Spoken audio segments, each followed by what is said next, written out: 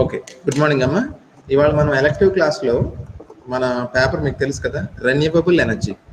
ఓకేనా, ఈ రెన్యూవబుల్ ఎనర్జీలో మనం సిలబస్ పాయింట్ ఆఫ్ వ్యూలో డిఫరెంట్ రెన్యూవబుల్ ఎనర్జీ సోర్సెస్ గురించి స్టడీ చేసాం. చెప్పండి, ఏదైనా కొన్ని ఎగ్జాంపుల్ కోట్ చేయండి అమ్మా. మనం చదివిన రెన్యూవబుల్ ఎనర్జీ సోర్సెస్ ఏంటి?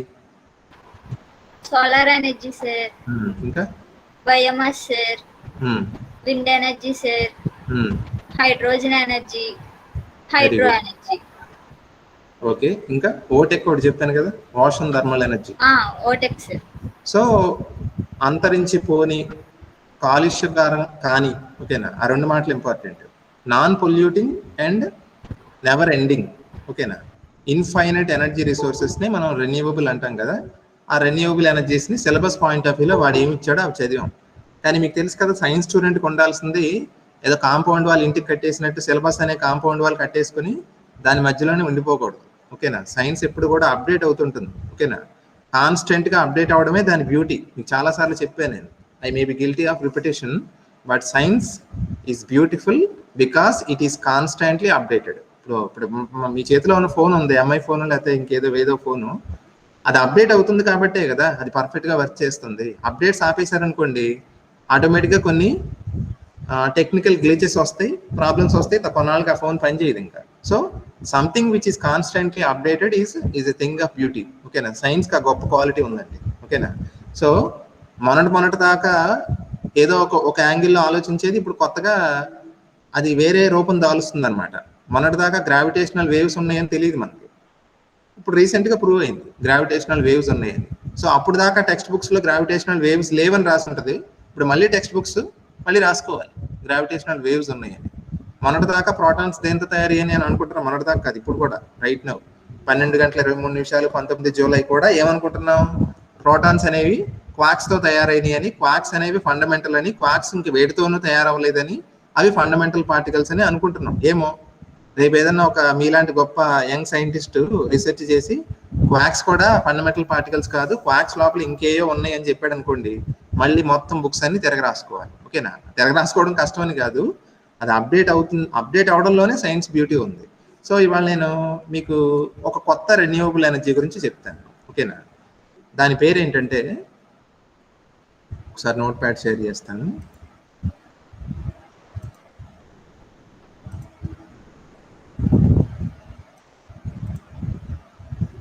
షేర్ అయిందమ్మా?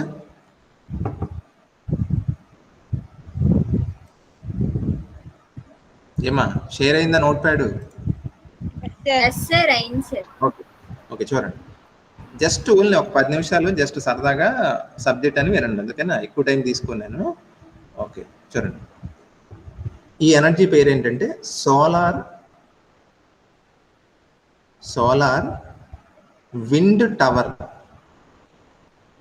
ఎవరన్నా ఈ పదం చూసి అసలు దీని ఇందులో ఉన్న గమ్మత్ ఏంటో చెప్పండి. అంటే ఇది ఎలాంటి renewable energy? Solar wind tower. ఆ వర్డ్ చూసి ఏమైనా చెప్పడానికి ట్రై చేయండి. సోలార్ విండ్ టవర్ ఎనర్జీ అనొచ్చు. ఓకేనా, ఇందులో సోలార్ అనే పదం కనిపిస్తుంది అంటే ఇది ఏ ఎనర్జీ? అల్టిమేట్గా సోలార్ అనే పదం వచ్చిందంటే అది సన్ నుంచి వచ్చే ఎనర్జీయే కదా. ఓకేనా, సో మామూలుగా సోలార్ ఎనర్జీ అంటే మీకు తెలుసు, సోలార్ ప్యానల్స్ అంటాం. ఆ సోలార్ ప్యానల్స్ మీద సన్ యొక్క రేడియేషన్ పడి, ఓకేనా, సోలార్ థర్మల్ కావచ్చు, సోలార్ ఫోటో వాల్టాయిక్ కావచ్చు, మొత్తానికి ఆ సోలార్ ఎనర్జీ కరెంట్గా మారుతుంది. మరి ఇక్కడ విండ్ అనే పదం ఎందుకు వచ్చింది అంటే ఇది సోలారు విండ్ రెండూ కలిసి ప్రొడ్యూస్ చేసే ఒక ఎనర్జీ. అందులో మనం ఏం వాడతాం? టవర్ ఒకదాన్ని వాడతాం, అందుకని దీన్ని సోలార్ విండ్ టవర్ ఎనర్జీ అంటారు. ఇందులో ఏం జరుగుతుందంటారు? ఒకసారి గెస్ చేయండి. సోలార్ విండ్ అనే రెండు పదాలు పక్కన రావడం కొంచెం ఆశ్చర్యకరంగా ఉంటాయి. ఓకేనా, జనరల్గా మనం రెన్యూవబుల్ ఎనర్జీ లిస్ట్ చెప్తున్నప్పుడు సోలార్ ఎనర్జీ, విండ్ ఎనర్జీ అని రాస్తాం తప్ప సోలార్ విండ్ టవర్ అని ఎక్కడ రాయరు. ఓకేనా, మరి గెస్ చేయండి ఏంటంటారు ఇందులో ప్రిన్సిపల్?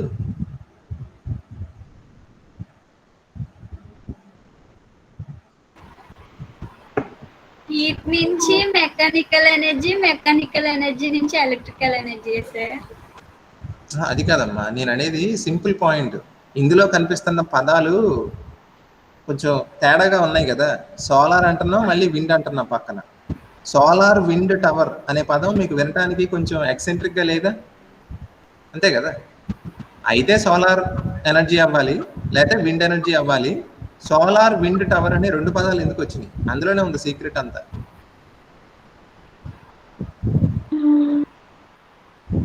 ఏమన్నా ఐడియా వస్తుందమ్మా? సోలార్ విండ్ అనే 2 పదాలు ఎందుకు వచ్చినాయి ఇక్కడ? అది తెలుసుకోవడమే ఈ లెసన్ తాలూకు సార్. మీకు ఒకసారి నేను చెప్పమ్మా మణికంఠ. వేడి గాలులు వేస్తాయి కదా సార్, వేడి గాలి ద్వారా మనం ఏమైనా ఎనర్జీ రిసీవ్ చేసుకోవచ్చు అని. ఓకే, అంటే ఆ వర్డ్ని నువ్వు బాగానే అనలైజ్ చేసావు, కొంచెం తేడా ఉంది ఇక్కడ. ఇప్పుడు సోలార్ విండ్ అంటే జనరల్గా మనం పొరపాటున ఏమనుకునే ప్రమాదం ఉందంటే, మొన్న సోలార్ స్టామ్ వచ్చింది ఒకటి తెలుసు కదా మీకు. మొన్న ఒక 2-3 డేస్ బ్యాక్ సౌర తుఫాను, సన్ నుంచి బాగా హార్మ్ఫుల్ రేడియేషన్ ఒకటి కంటిన్యూస్గా జరిగే ప్రాసెస్ అయితే ఏమి ఆశ్చర్యకరమేం కాదు. ఆ సోలార్ రేడియేషన్ ఒక్కోసారి ఏమవుతుందంటే మన ఎర్త్ మీదకి వస్తుంది, కానీ ఎర్త్ చుట్టూ మ్యాగ్నెటోస్పియర్ ఉంది కదా, అయస్కాంత క్షేత్రం. అది ఏం చేస్తుందంటే ఇలా అప్పుడప్పుడు సన్ నుంచి కొంచెం హార్మ్ఫుల్ రేడియేషన్ మన వైపుకి వచ్చినప్పటికీ కూడా ఈ మ్యాగ్నెటోస్పియర్ మనల్ని కాపాడుద్ది. ఓకేనా. సో సోలార్ విండ్ అంటే జనరల్గా అది అంటే సన్ నుంచి రేడియేషన్ అంటే పార్టికల్స్ రూపంలో. ఓకేనా, చాలా ఎనర్జెటిక్ పార్టికల్స్ అవి ఒక్కోసారి ఎర్త్ మీదకి వస్తే దాన్ని సోలార్ విండ్ అంటారు. ఇక్కడ అసలు దానికి దీనికి సంబంధం లేదు. ఇప్పుడు నేను చెప్పేది అది కాదు. సన్ నుంచి వచ్చే ఆ పార్టికల్స్, హై స్పీడ్ పార్టికల్స్, ఆ విండ్ అది కాదు ఇక్కడ నేను మాట్లాడేది. ఇక్కడ ఏం జరుగుతుందంటే విండ్ ఒకటి క్రియేట్ అవుతుంది. ఓకేనా, ఆ విండ్ ఎందుకు క్రియేట్ అవుద్ది? ఈ సోలార్ సన్లో ఉండే హీట్ వల్ల విండ్ క్రియేట్ అవుతుంది. ఇక్కడ విండ్ అనే మాట వచ్చిందంటే ఎనర్జీ ఎక్కడి నుంచి ప్రొడ్యూస్ అవుతుందని అర్థం. ఆ విండ్ లో ఉండే కైనెటిక్ ఎనర్జీ ఏం చేస్తుంది? విండ్ ఎనర్జీలో మీకు తెలుసు కదా ప్రిన్సిపల్. విండ్ ఎనర్జీలో ఏముంటాయి? టర్బైన్స్ ఉంటాయి కదా. ఆ విండ్ ఎనర్జీలో జరిగేది ఏంటమ్మా తెలుసు కదా. విండ్ ఎనర్జీలో ఉండేది టర్బైన్స్. ఓకేనా, ఈ టర్బైన్స్ ఏం చేస్తాయి చెప్పండి? టర్బైన్స్ ఏం చేస్తాయి అమ్మా? రొటేట్ అవుతాయి, అంతే కదా. ఎందుకు రొటేట్ అవుతాయి టర్బైన్స్?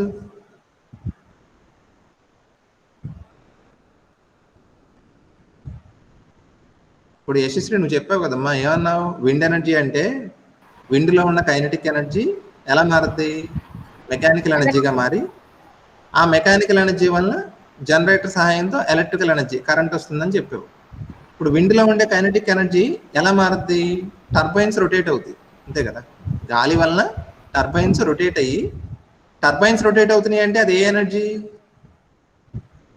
మెకానికల్ ఎనర్జీ సార్, అంతే కదా. ఆ మెకానికల్ ఎనర్జీ జనరేటర్ కి కపుల్ చేస్తే అది ఎలా మారుతుంది? ఇండక్షన్ ప్రిన్సిపల్ వల్ల కరెంట్ గా మారుతుంది, అంతే కదా. ఇందులో జరిగేది ఇదే. ఇక్కడ తేడా ఏంటంటే సోలార్ విండ్ ఎనర్జీకిను విండ్ ఎనర్జీకి తేడా ఏంటంటే, ఇక్కడ ఈ విండ్ని మనం ప్రొడ్యూస్ చేసామా చెప్పండి? లేదు సార్, ప్రొడ్యూస్ చేయలేదు కదా. ఆల్రెడీ సన్ యొక్క టెంపరేచర్ డిఫరెన్సెస్ వలన, వేరు ప్లేస్ల మధ్య ఉన్న టెంపరేచర్ డిఫరెన్సెస్ వలన ప్రెజర్ డిఫరెన్సెస్ క్రియేట్ అయ్యి, ఆ ప్రెజర్ డిఫరెన్సెస్ వలన మీకు ఏమైంది? విండ్స్ ఫామ్ అవుతాయి. ఎర్త్ మీద విండ్స్ ఫామ్ అవడం అనేది న్యాచురల్ అని చెప్పాను కదా. విండ్స్ ఎప్పుడు వేస్తానే ఉంటాయి ఎర్త్ మీద. ఎందుకని?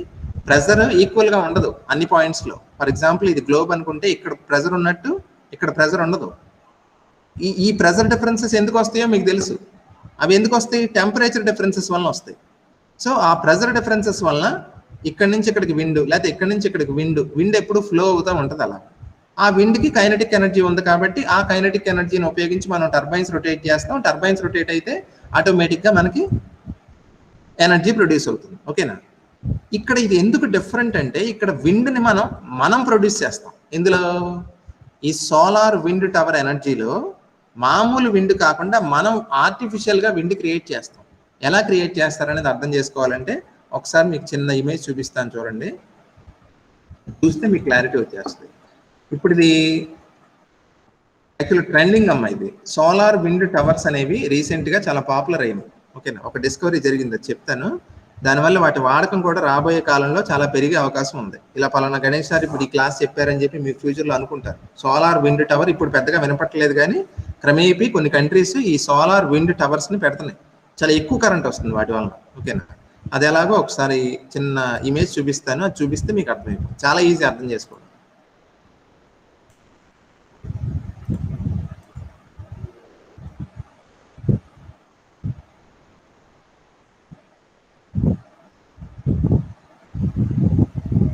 ఓకే, మీకు ఒక ఇమేజ్ కనిపిస్తుందా? చూడండి. Yes sir. ఇప్పుడు ఈ సోలార్ విండ్ టవర్ లో, టవర్ అనే పదం ఉంది కదా, టవర్ అంటే అర్థం ఏంటి? చాలా ఎత్తుగా ఉన్న ఒక బిల్డింగ్, అంతే కదా. ఇప్పుడు ఇదిగో టవర్, ఇది పెద్ద టవర్. ఓకేనా, దీని చుట్టూ ఏమున్నాయి చూడండి. ఇక్కడ ఇవేంటివి చూస్తే తెలిసిపోవట్లేదా? ఇక్కడ సన్ ఉన్నాడు కదా, సన్ లైట్ వచ్చి వీటి మీద పడుతుందంటే ఇవేంటివి? ఆబ్వియస్లీ మిర్రర్సే కదా.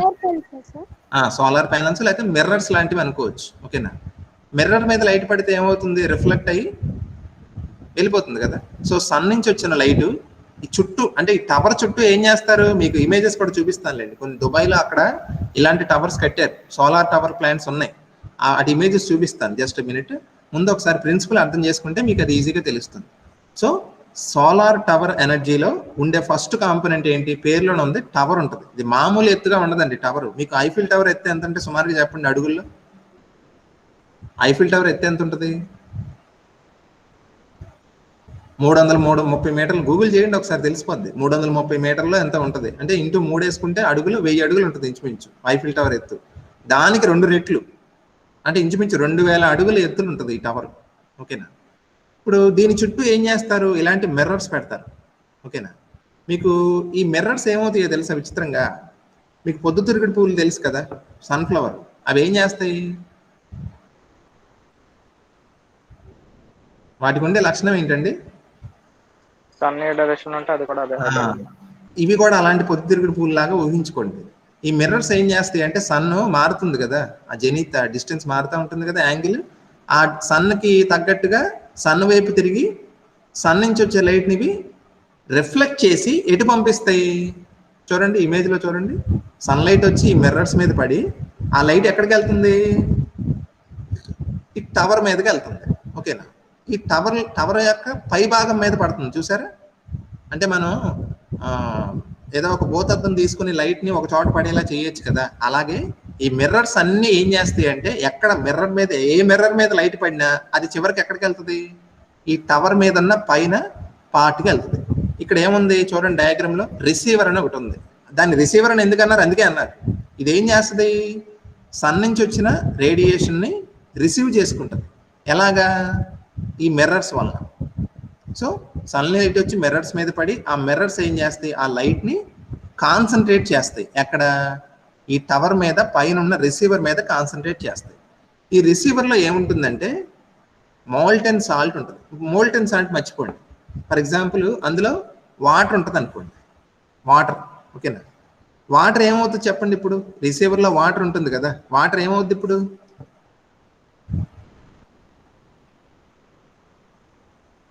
దాని మీద ఏం పడుతుందండి? ఆ రిసీవర్లో వాటర్ ఉంటుందని చెప్పాను. ఆ రిసీవర్ మీద ఏమొచ్చి పడుతుంది? హీట్ అవుతుంది సార్ వాటర్. లోపల ఉన్న వాటర్ హీట్ ఎక్కి అది ఎలా మారుద్ది? గ్యాస్గా మారుద్ది.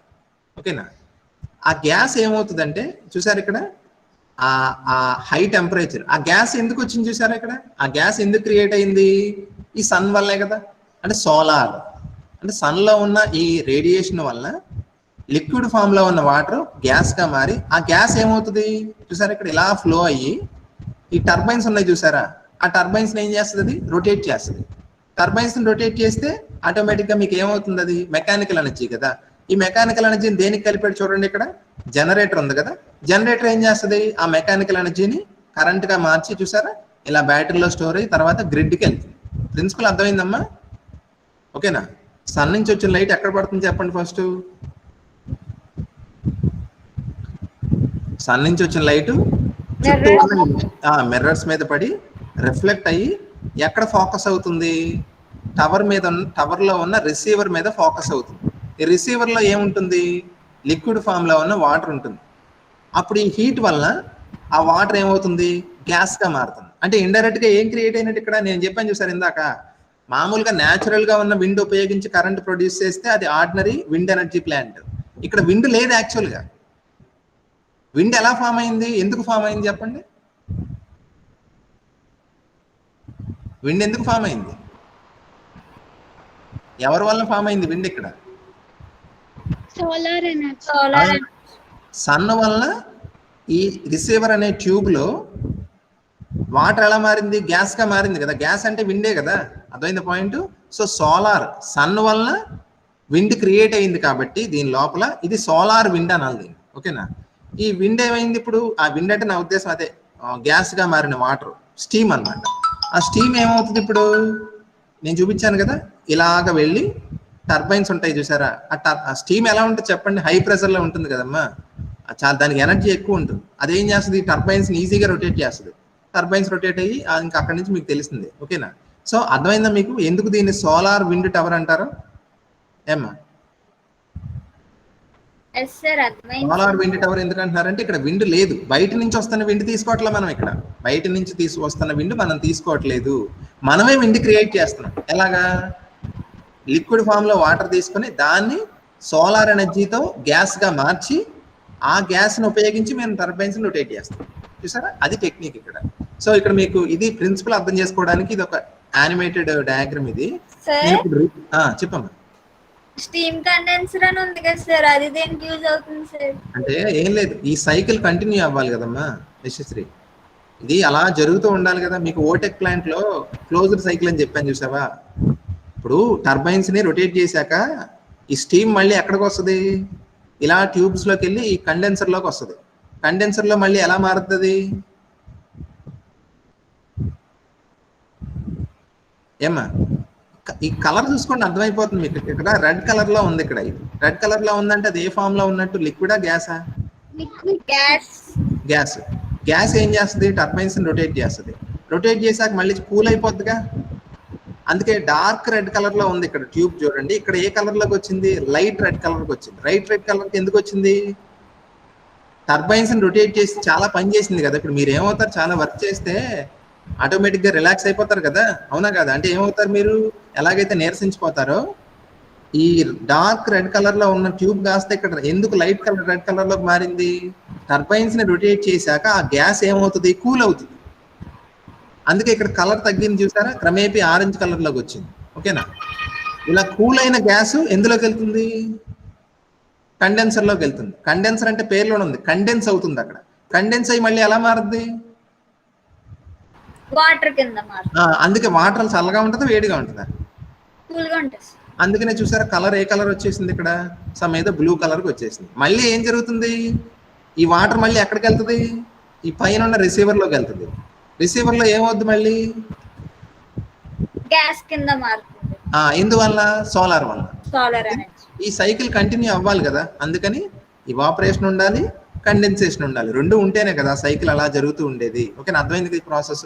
ఇప్పుడు నేను రియల్ గా చాలా కంట్రీస్ ఏం చేస్తున్నాయంటే ఇప్పుడు ఈ సోలార్ విండ్ టవర్లు పెడుతున్నాయి, ఓకేనా. ఒక ఇమేజ్ చూపిస్తాను చూడండి. అంటే నేను చూపిస్తే రియల్ గా ఉన్న టవర్స్ అన్నమాట.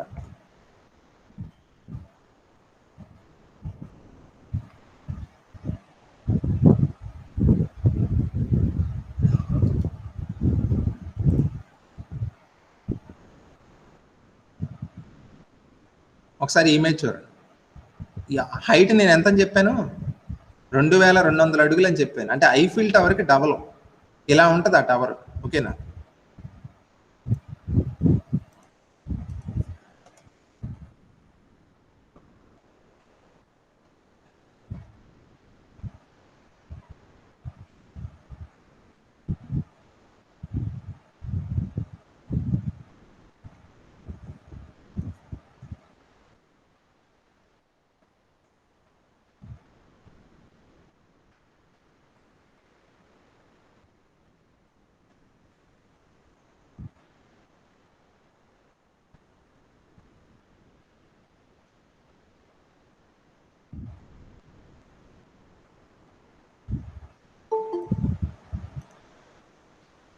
ఒకసారి చూడండి అమ్మా. అంటే నేను జూమ్ చేస్తే కొంచెం క్లారిటీ తగ్గుతుంది. మీరు తర్వాత ఒకసారి సోలార్ టవర్స్ అని గూగుల్ చేస్తే ఇమేజెస్ లో చాలా చూడండి ఇక్కడ అది కనిపిస్తుందా లైట్గా?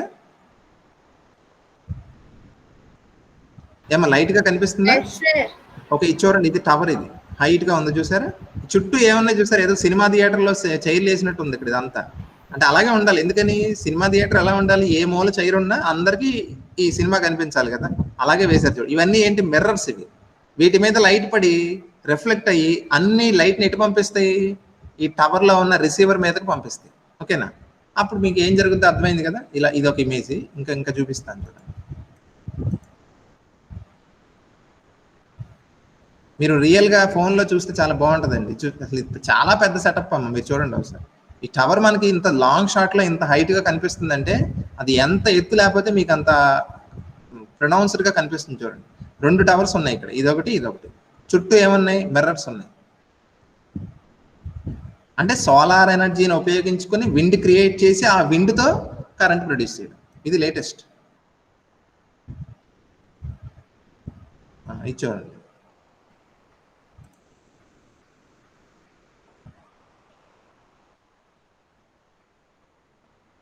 ఇది చూసారా? ఇది కూడా అంతే, చుట్టూ మిర్రర్స్ ఉన్నాయి. ఇదేమో టవర్, పైన ఏమో రిసీవర్ ఉంటుంది. ఈ లైట్ దీని మీద పడి లోపల ఆ లిక్విడ్ గ్యాస్గా మారి విండ్గా మారి ఆ విండ్ ఎనర్జీ టర్బైన్స్ రొటేట్ చేసి మనకి ఇదంతా జరుగుతుంది. ఓకేనా? ఇంకా మీరు గూగుల్ చేస్తే చాలా ఇమేజెస్ దొరుకుతాయి, మంచి క్లారిటీ ఇమేజెస్ దొరుకుతాయి ఇందులో. ఇంకా ట్రాన్స్మిషన్లో మీకు అంత చూసారా? ఇదొక ఇమేజ్ చూడండి. చాలా చోట్ల ఇప్పుడు ఈ సోలార్ విండ్ టవర్స్ ప్లాంట్స్ పెడుతున్నారమ్మా. ఓకేనా? దీనికి పొటెన్షియల్ కూడా ఎక్కువ అండి, చాలా ఎక్కువ ఎనర్జీని ప్రొడ్యూస్ చేయగలుగుతున్నాయి అంటే. ఓకేనా? ఫర్ ఎగ్జాంపుల్ ఇక్కడ చూడండి,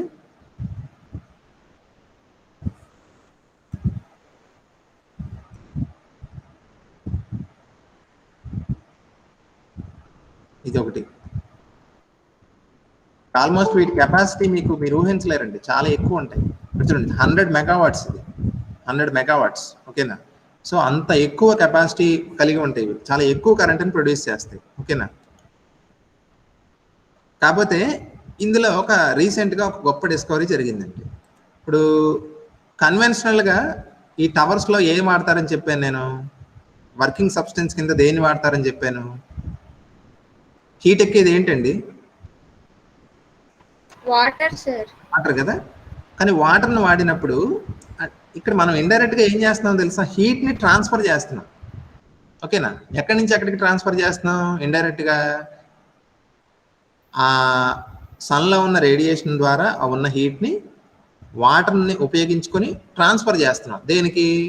ఈ సోకాల్డ్ టర్బైన్స్ రొటేట్ అయ్యే గ్యాస్ కింద కన్వర్ట్ చేసి దాన్ని అలా మారుస్తున్నాం. ఓకేనా?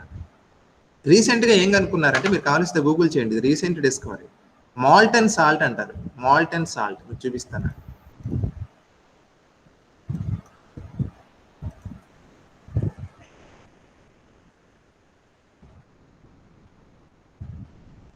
ఇదిగోండి, మాల్టన్ సాల్ట్ అంటే ఇలా ఉంటుందమ్మా.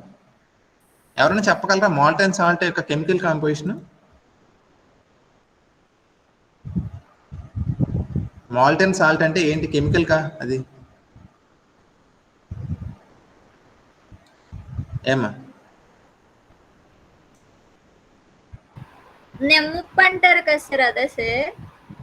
అదే నిమ్మప్పు, పల్లిప్పు అని చెప్పకూడదు. మాల్టన్ సాల్ట్ అంటే కెమికల్ గా ఏంటి, నువ్వు కంప్యూటర్స్ కాబట్టి నీకు తెలిసి ఉండకపోవచ్చు. మన ఎంపీసీ వాళ్ళు ఉన్నారు కదా, పొటాషియం నైట్రేట్, సోడియం నైట్రేట్ అంటారు కదమ్మా, KNO3, NaNO3, వాటినే మాల్టన్ సాల్ట్ అంటారు. ఫర్ ఎగ్జాంపుల్ 40% పొటాషియం నైట్రేటును 60% సోడియం నైట్రేట్ తీసుకోవచ్చు, దాన్నే మాల్టన్ సాల్ట్ అంటారు, నైట్రేట్స్ అవి. ఓకేనా? సో ఈ వర్కింగ్ సబ్స్టెన్స్ కింద, ఓకేనా, వాటర్ బదులు మాల్టన్ సాల్ట్ తీసుకుంటే కనుక ఎక్స్ట్రాడినరీ రిజల్ట్స్ వచ్చినాయి. నీకు ఏమైంది, అప్పుడు దాకా ఎఫిషియన్సీ చాలా తక్కువ ఉన్నది కాస్త ఎఫిషియన్సీ చాలా ఇంప్రూవ్ అయిందంట. సో రీసెంట్గా మాల్టన్ సాల్ట్ని యూజ్ చేయడం ద్వారా, అంటే ఇప్పుడు మాల్టన్ సాల్ట్ జనరల్గా ఏ స్టేట్లో ఉంటుంది, లిక్విడ్ స్టేట్లో ఉంటుంది. ఓకేనా? ఇప్పుడు ఏం జరుగుతుంది, ఈ మిర్రర్స్ అన్నీ కూడా చూసారు, ఈ ఇమేజ్ కూడా చాలా పెద్ద ప్లాంట్ ఇది. ఇవన్నీ కూడా ఏం చేస్తాయి, రిఫ్లెక్ట్ చేస్తాయి, లైట్ని రిఫ్లెక్ట్ చేసి రిసీవర్ మీద పంపిస్తాయి. ఆ రిసీవర్లో ఉన్న ఈ మాల్టన్ సాల్ట్ ఎలా మారుద్ది చెప్పండి? మాల్టన్ సాల్ట్ ఎలా మారుద్ది? గ్యాస్గా మారుద్ది. గ్యాస్గా మారి ఏం చేస్తుంది, టర్బైన్స్ రొటేట్ చేస్తుంది. So use of molten salt instead of the orthodox water has resulted in wonders అన్నమాట. అందువల్ల ఏమైందంటే ఒక విధంగా ఇది పెద్ద మైల్ స్టోన్ అని చెప్పొచ్చు. సోలార్ విండ్ టవర్ ఎనర్జీ ప్రొడక్షన్లో the discovery of the fact that molten salt is much more useful than the ordinary water is అది ఒక ట్రిగర్ చేసింది అనమాట ఫర్దర్గా ఇంకా ఎక్కువ ఇలాంటి ప్లాంట్స్ని ప్రొడ్యూస్ చేయడానికి. ఓకేనా, అది ఒకటి గుర్తుపెట్టుకోండి. అర్థమైందా? దీంట్లో ఏమైనా డౌట్స్ ఉంటే చెప్పండి.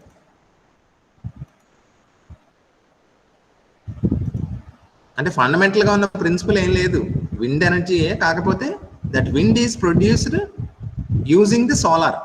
That's why it is called solar wind tower. ఇందులో ఆ టవర్ని కన్స్ట్రక్ట్ చేయడం, ఇప్పుడు ఒక విషయం చెప్పండి, ఇది ఈజీ అంటారా కష్టం అంటారా? ఇలాంటి ఒక మెథడ్లో ఎనర్జీని ప్రొడ్యూస్ చేయడం is it easy or difficult? Easy sir. ఈజీయే అంటే నీ దగ్గర కోట్లు డాలర్లు దుబాయ్ షేక్ లా అంటే ఎనర్జీ ప్రొడ్యూస్ చేయడం ఈజీ కదా సార్, కన్స్ట్రక్షన్ స్టార్ట్ చేసిన తర్వాత. Very good. ఎనర్జీ ప్రొడక్షన్ లో పైగా ఇది క్లీన్ ఎనర్జీ సోర్స్ కదా, ఇక్కడ ఎక్కడ పొల్యూషన్ వచ్చే ఛాన్స్ లేదు, CO2 లేదు, కార్బన్ ఎమిషన్ లేదు. ఓకేనా, కాకపోతే టవర్ ఎంత ఎత్తని చెప్పాను? 2000 అడుగులు ఎత్తున్న ఒక టవర్ కట్టి ఆ టవర్ లో ఈ ఫ్లూయిడ్స్ అన్ని వెళ్ళేలాగా ట్యూబ్స్ పెట్టి ఆ పైన రిసీవర్ అనే ఒక ఛాంబర్ ఉండి ఆ ఛాంబర్ లో ఆ ఇవాపరేషన్ అంతా జరిగి అది గ్యాస్ గా మారాలి అంటే చాలా పెద్ద సెటప్ ఇది. ఓకేనా, పైగా ఇంకో దాని చుట్టూ మిర్రర్స్ పెట్టాలి కదా, ఆ మిర్రర్స్ అన్ని కూడా చాలా ఎక్కువ ఉండాలి. ఎన్ని ఎక్కువ మిర్రర్స్ ఉంటే అంత ఎనర్జీ రిసీవర్లోకి వెళ్తుంది. ఓకేనా, సో ఇదంతా పెద్ద సెటప్ యాక్చువల్గా. అదొక డిసడ్వాంటేజ్, మనకి ఈజీగా ఎనర్జీని ప్రొడ్యూస్ చేయలేము ఇందులో. ఆ అండర్లయింగ్ మెకానిజం, ఆ ప్రాసెస్ అనేది సింపులే నువ్వు అన్నట్టు, కాకపోతే దాని ఎస్టాబ్లిష్మెంట్ అనేది కొంత బడ్జెట్తో కూడుకున్న పని. ఓకేనా, అయినప్పటికీ కూడా మనకి ఇదంతా కూడా ఏంటంటే మోడర్న్ మ్యాన్ అంతా కూడా దేనికోసం పరితపిస్తున్నాడు ఒక మాటలో చెప్పాలంటే చెప్పండి. మోడర్న్ మ్యాన్ కావాల్సింది ఫుడ్ కాదు, ఇప్పుడు ఏం కావాలి? ఏదమ్మా? Smart phone. Very good. అంటే ఎనర్జీకి యాక్సెస్, అంతే కదా, ఎనర్జీ కావాలి. ఏ విధంగా ఎనర్జీని ప్రొడ్యూస్ చేయాలని అన్వేషిస్తున్నాడు మనిషి. సో ఎనర్జీ ఉందంటే ఆటోమేటిక్ ఇప్పుడు అన్నీ కూడా అంత అయిపోయినాయి కదండి. ఎనర్జీ ఆల్మోస్ట్ ఎంత మనం ఎలక్ట్రానిక్ అయిపోయామంటే, మనం ఇంట్లోంచి బయటకు వెళ్తే జనరల్గా మనం ఏం చేస్తాం, ముందు మన కల్చర్ ఏంటి, ఆ గదిలో ఉన్న ఎలక్ట్రానిక్స్ ఉంటాయి కదా, ఫ్యాన్లు, స్విచ్, ఇవన్నీ ఆపేసి వెళ్తాం. ఇప్పుడు కొత్తగా ఇన్ఫ్రారెడ్ సెన్సార్స్ ఉంటాయి కదా, అవి ఏం చేస్తాయి, కడతాం మనకు పెద్ద పని కదా, మరి అక్కడ దగ్గర దాకా వెళ్ళి స్విచ్ బోర్డ్ దాకా వెళ్ళి స్విచ్ ఆఫ్ చేసి, చూసారు ఎంత ఎనర్జీ వేస్ట్ చేస్తున్నారు మీరు ఆ వేలుతో ఆ స్విచ్ నొక్కి. సో చాలా కష్టమైపోతుంది మనకి. అందుకని ఏం చేస్తున్నాం ఇప్పుడు, మనం ఇన్ఫ్రారెడ్ రిసీవర్స్ పెట్టి మనం బయటికి వెళ్ళగానే ఆటోమేటిక్గా, తెలుసు కదా ఇవి వినుంటారు కదా, బయటికి వెళ్ళగానే ఆటోమేటిక్గా ఎలక్ట్రానిక్ ఇవన్నీ కూడా స్విచ్ ఆఫ్ అయిపోతాయి. చూసారా, అంటే ఎంత ఎలక్ట్రానిక్ అయిపోతుంది. ఇప్పుడు అది రన్ చేయాలంటే మీకు ఆ ఎలక్ట్రానిక్ ఇన్ఫ్రారెడ్ సెన్సార్స్ పెట్టాలంటే దేని మీద పనిచేస్తుంది, అది ఎనర్జీ కావాలిగా, కరెంట్ కావాలి కదా. సో మన యొక్క సోమరితనమే దానికి దేనికి దారితీస్తుంది, ఇండైరెక్ట్గా ఎనర్జీ యొక్క రిక్వైర్మెంట్ ఏమవుతుంది మనిషిది, పెరుగుతుంది, మామూలుగా పెరగట్లా, విపరీతంగా పెరిగిపోతుంది. ఓకేనా, అంటే ఫర్ ఎగ్జాంపుల్ ఇప్పుడు కాలేజీలో ఒక చోట నుంచి నేను ఇప్పుడు సిగ్నేచర్ పెడతానికి వెళ్ళాలి, సైన్ పెడతానికి, ఏం చేస్తాను, నేను కాలేజీకి వచ్చేటప్పుడు అడవిడిగా టైం క్లాస్ పెట్టాలని చెప్పి డైరెక్ట్గా బైక్ వేసుకెళ్ళి సారు దగ్గరికి వెళ్ళి సంతకం పెట్టి మళ్ళీ బైక్ మీదే ఒక కాలేజీలోనే నేను ఒక చోట నుంచి ఇంకో చోటకి ఎలా తిరుగుతున్నాను, బైక్ మీద తిరుగుతున్నాను. అంటే అది ఎనర్జీయే కదా ఆటోమేటిక్గా. సో ఏమవుతుందంటే మనం ఎనర్జీ మీద హెవీలీ డిపెండ్ అయిపోయామండి. ఓకేనా, అది ఒక విధంగా మంచిది కాదు. మళ్ళీ విచిత్రం ఏంటో తెలుసా, ఇలాగా ఎనర్జీని ఖర్చు పెట్టి పనులన్నీ చేస్తాం, మళ్ళీ హెల్త్ కావాలి కాబట్టి మళ్ళీ పని కట్టుకుని పొద్దున్న అది వాకింగ్ అనేది ఒక పని మళ్ళీ.